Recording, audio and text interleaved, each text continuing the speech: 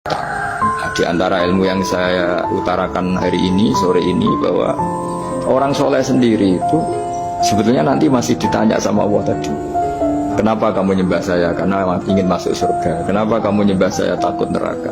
Lalu kamu tidak hormat saya, kata Allah, ketika saya tidak bikin surga, tidak bikin neraka.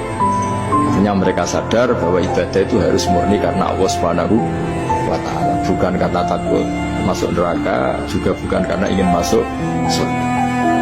Ya, sama seperti kita mencintai anak kita, yaitu sebagai karena anak kita. Jangan karena anak kita ranking 1, anak kita kumplot, lalu terus kita membiarkan anak kita saat ada anak kelas. Toh tetap anak kita. Saya mencintai suami saya karena dosen penghasilannya banyak, lalu suatu saat kalau ada masalah di PHK atau ada masalah terus tidak suami kan.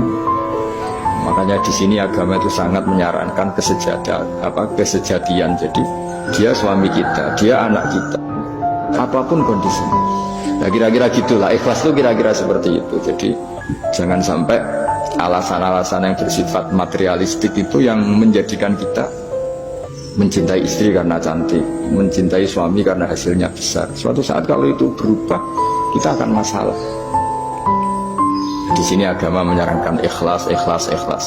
Makanya semua kitab di khazanah kita dimulai bab niat.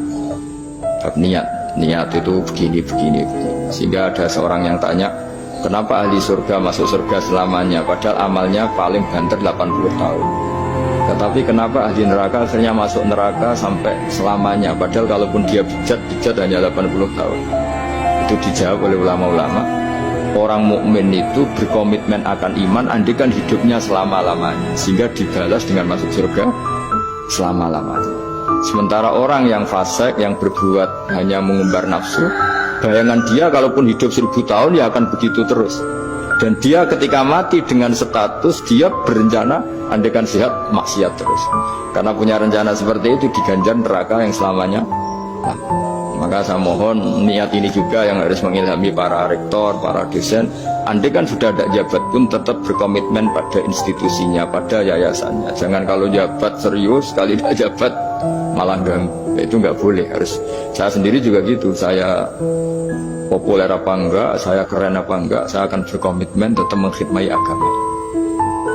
Dengan seperti itu berarti sudah diniatin solihatin, punya niat yang